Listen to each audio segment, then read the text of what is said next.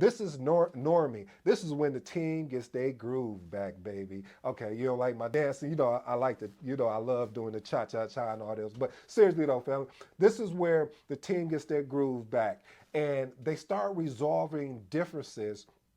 And then one of my favorite words is this is where truly collaboration increases as members start to understand each other's strengths. You see, I didn't say weaknesses. See, sometimes we can get so caught up in people's weaknesses that we forgot what they do bring to the table.